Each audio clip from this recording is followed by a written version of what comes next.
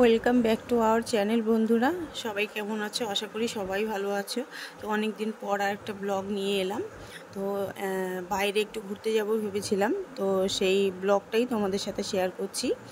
রাত্রি 3:30টার সময় আমরা বেরিয়ে পড়েছিলাম, আমরা অযোধ্যা যাব বলে। তো আমরা ফাইনালি সবাই বেরিয়ে গেছি রেডি হয়ে। তো দেখো, সেটাই তোমাদের সাথে আজকে বলবো যে অযোধ্যা পাহাড় যারা যারা যাওনি তারা আমার এই ভিডিওটা থেকেই দেখতে পারবে। খুব সুন্দর একটা জায়গা। তো আমিও কোনোদিন ভাবতে পারিনি যে এত সুন্দর জায়গা। তো দেখো ফাইনালি আমরা এখানে পৌঁছে গেছি। এটা হচ্ছে এক মাসির বাড়ি।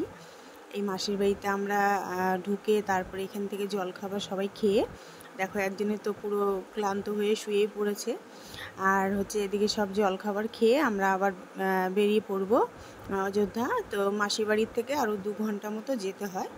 তো সেখানে আমরা সবাই খেয়ে দিয়ে আবার বেরিয়ে পড়লাম। বেরিয়ে দেখো তোমাদের সাথে মানে চারিপাশটাও, আকাশটা এত সুন্দর লাগছিল দেখতে।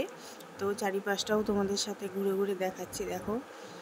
আর অনেকটা দূরত্ব, যার জন্য আমরা সবাই ক্লান্ত ছিলাম। আর খুবই মানে উঁচু জায়গা।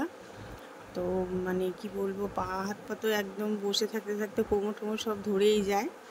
তো তারপরেও তোমাদের সাথে শেয়ার করার চেষ্টা করলাম। তো দেখো আমার এত সুন্দর লেগেছে জায়গাটা, কি বলবো, অপূর্ব জায়গা। তো তোমরা আমার ভিডিওটা ভালো লাগলে অবশ্যই লাইক কমেন্ট শেয়ার করবে। আর যারা আমার নতুন বন্ধুরা রয়েছে, যারা নতুন দেখছো আমার ব্লগ, তারা অবশ্যই আমার চ্যানেলটা সাবস্ক্রাইব করে নেবে। তো দেখো এখানটায় আমরা অনেক রিলস বানিয়েছি। আর এত জোর মানে হাওয়া দিচ্ছিল সেই দিন। তো মানে হাওয়াতে সবাই এখানে অনেকে আছে যে রিলস করতে আসে, ওই দিকটা অনেকটা রিলস বানাচ্ছিল।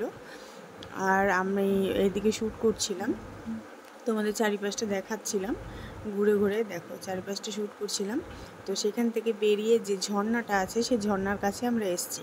তো ওপর থেকে বন্ধুরা ঝর্ণা দেখতে গেলে অনেকটা গভীরে যেতে হয়। 15-20 মিনিট আমরা হেঁটে নিচে এসেছি, তারপরে আরও নিচে আর নামতে পারিনি।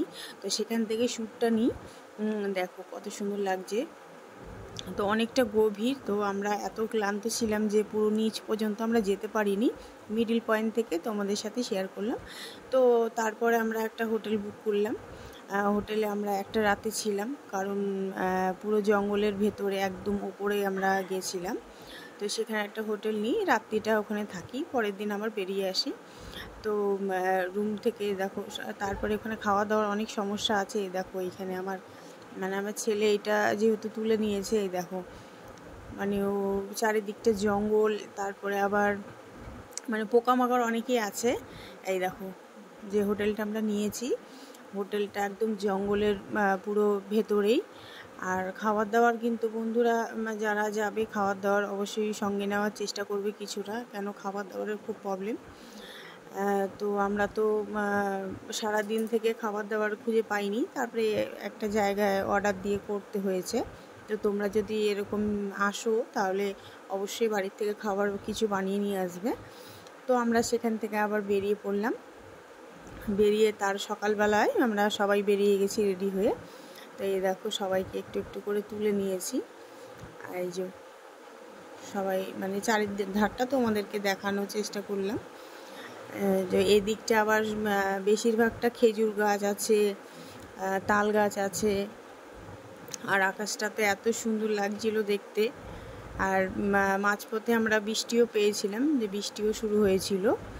তো বৃষ্টিটা আর তোমাদের সাথে শেয়ার করলাম না। তো এখানে দেখো আরেকটা পাহাড় রয়েছে, ওই যেটা আগের শ্যুট ছিল সেটা অযোধ্যার পুরো আপারে ছিল।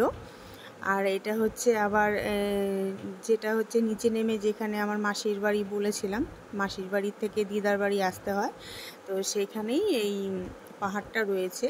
এটার ওপরে একটা মন্দিরও রয়েছে। তো মন্দিরটাও খুব সুন্দর, এতটা উঁচুতে মন্দির। তো আমরা মন্দিরে সবাই সিঁড়ি দিয়ে হেঁটেই আমরা উপরে গেছি।